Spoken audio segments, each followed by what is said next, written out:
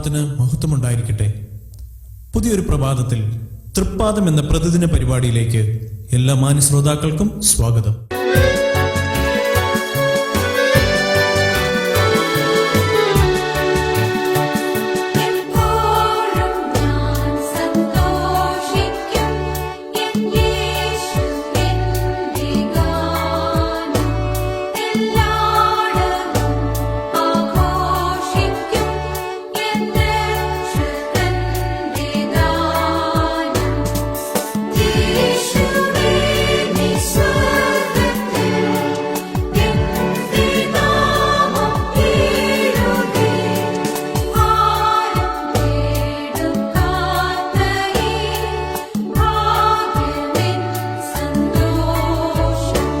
ഇന്ന് നമ്മോട് വചനം സംസാരിക്കുന്നത് സഹോദരൻ ലിജോയ്സ് ബാബു, തൃശൂർ.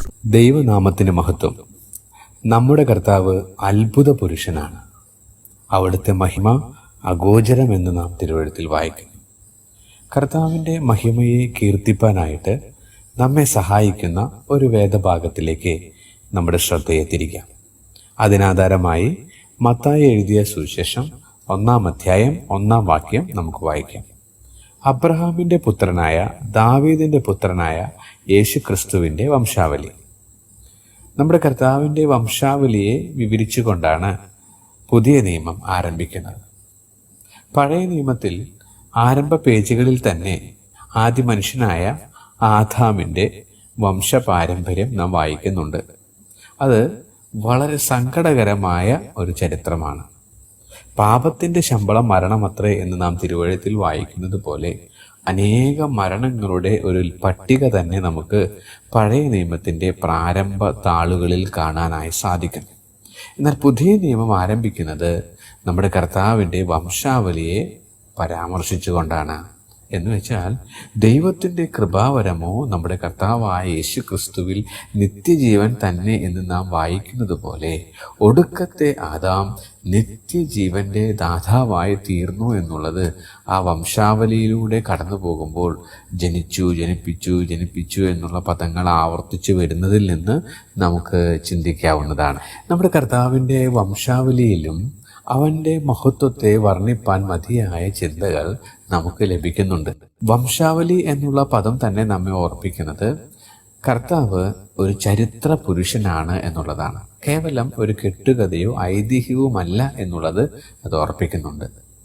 മാത്രമല്ല യേശു ക്രിസ്തു എന്ന് പറയുമ്പോൾ അവൻ യഹൂദന്മാർ കാത്തിരുന്ന മശിഹയാണ്, അവൻ മശിഹയാണ് എന്നുള്ള സത്യം വ്യക്തമാക്കുന്നു.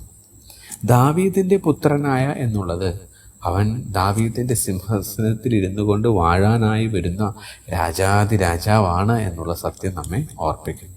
അബ്രഹാമിൻ്റെ പുത്രനായ എന്നുള്ളതിൽ നിന്ന് വാക്കു പറഞ്ഞാൽ മാറാത്ത വിശ്വസ്തനായ ദൈവമാണ്, പരമാധികാരിയായ ദൈവമാണ് അവൻ എന്നുള്ള സത്യം ആ രീതിയിൽ നമുക്ക് ചിന്തിക്കാനായിട്ട് സാധിക്കും. ഒന്നാമതായിട്ട് അവൻ്റെ താഴ്മയുടെ ആഴമാണ് ഈ ഭാഗം വംശാവലിയിലൂടെ കടന്നു പോയപ്പോൾ എൻ്റെ മനസ്സിലേക്ക് കടന്നു വന്നത്. എബ്രായ ലേഖനം 2:14-15 വാക്യങ്ങളാണ് അതിന് ആധാരമായത്. മക്കൾ ജഡരക്തങ്ങളോട് കൂടിയവനാകൊണ്ട് അവനും അവരെ പോലെ ജഡരക്തങ്ങളോട് കൂടിയവനായി.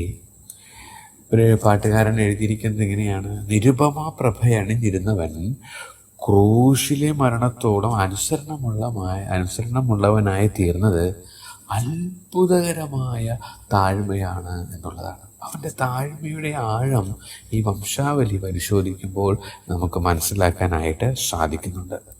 രണ്ടാമതായിട്ട് അവൻ്റെ അത്ഭുതമാർന്ന സ്നേഹത്തിൻ്റെ ആഴവും നമുക്ക് ഈ വംശാവലിയിലൂടെ കാണാനായിട്ട് സാധിക്കുന്നുണ്ട്. ഈ വംശാവലിയിൽ ജാതികളുടെയും യഹൂദന്മാരുടെയും പേരുകൾ നമുക്ക് കാണാനായിട്ട് സാധിക്കും. എഫെസ്യ ലേഖനം 2-ാം അധ്യായം 13-ാം വാക്യത്തിൽ മുമ്പേ ദൂരസ്ഥരായിരുന്ന നിങ്ങളിപ്പോൾ ക്രിസ്തു യേശുവിൽ ക്രിസ്തുവിൻ്റെ രക്തത്താൽ സമീപസ്ഥരായി തീർന്നു എന്ന് നാം വായിക്കുന്നു. ജാതിയനും യഹൂദനും ക്രിസ്തുവിൽ ഒന്നായി തീർന്ന സത്യം പൗലോസ് എഫെസോസിലുള്ള വിശ്വാസികളെ പ്രബോധിപ്പിക്കുമ്പോൾ അതിന് മുൻപ് 2-ാം അധ്യായത്തിൻ്റെ 13-ാം വാക്യത്തിന് മുൻപ് 5-6 വാക്യങ്ങളൊക്കെ നാം വായിക്കുന്നത് കരുണാസമ്പന്നനായ ദൈവമോ നമ്മെ സ്നേഹിച്ചു സ്നേഹിച്ച മഹാസ്നേഹം എന്നാണ്.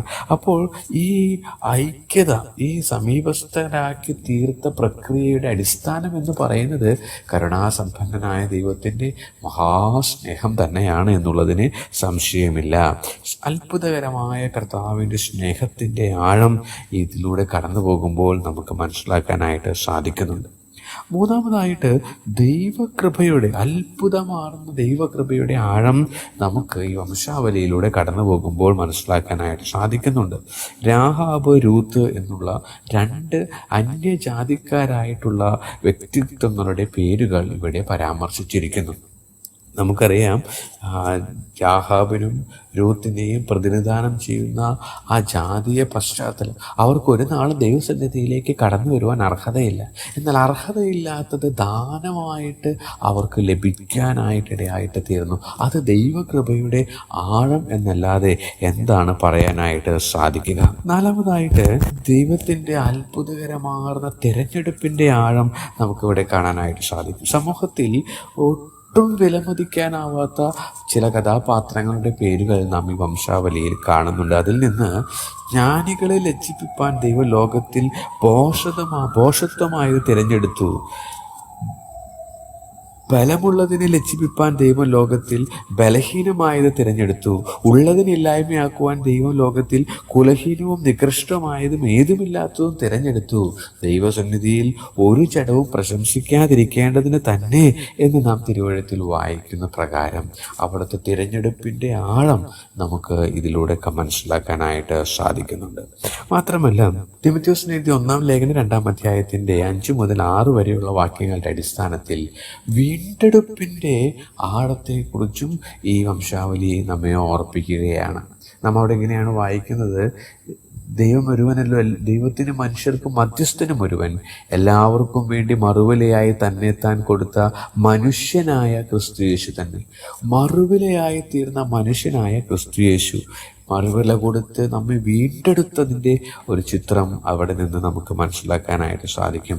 ആ വീണ്ടെടുപ്പിൻ്റെ ആഴം ഈ വംശാവലി ഓർപ്പിക്കും. ഒടുവിലായിട്ട് ഗലാത്യ ലേഖനം 4-4 മുതൽ 6 വരെയുള്ള വാക്യങ്ങൾ നാം വായിക്കുമ്പോൾ, കാലസമ്പൂർണത വന്നപ്പോൾ ദൈവം തൻ്റെ പുത്രനെ സ്ത്രീയിൽ നിന്ന് ജനിച്ചവനായി, ന്യായപ്രമാണത്തിന് കീഴിൽ ജനിച്ചവനായി നിയോഗിച്ചയച്ചത് നാം പുത്രത്വം പ്രാപിക്കേണ്ടതിനാണ്.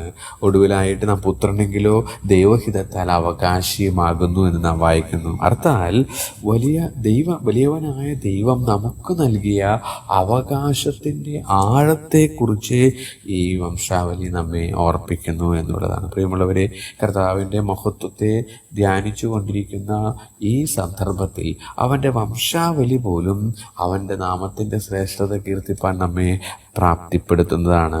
ഒന്നാമതായിട്ട് അത്ഭുതകരമായ അവിടുത്തെ താഴ്മ, രണ്ടാമതായിട്ട് അത്ഭുതകരമായ അവിടുത്തെ സ്നേഹം, മൂന്നാമതായിട്ട് അത്ഭുതകരമായ അവിടുത്തെ കൃപ, നാലാമതായിട്ട് അത്ഭുതകരമായ അവിടുത്തെ തിരഞ്ഞെടുപ്പ്, അഞ്ചാമതായിട്ട് അത്ഭുതകരമായ അവിടുത്തെ വീണ്ടെടുപ്പ്, ആറാമതായിട്ട് അത്ഭുതകരമായ അവൻ നമുക്ക് നൽകിയ അവകാശം. ഇതൊക്കെ ഓർക്കുമ്പോൾ അവൻ്റെ നാമത്തിന് തക്ക മഹത്വം കരയറ്റാനല്ലാതെ നമുക്ക് മറ്റൊന്നും സാധിക്കുകയില്ല. അതുകൊണ്ട് ഇന്ന് പ്രഭാതത്തിൽ നമ്മുടെ ഹൃദയമാകുന്ന നിക്ഷേപ പാത്രങ്ങളെ തുറന്നുകൊണ്ട് യേശുക്രിസ്തു മുഖാന്തരം അവന് അത്തരഫലമെന്ന സ്തോത്രയാഗം ഇടവിടാതെ അർപ്പിച്ചുകൊണ്ടിരിക്കാം.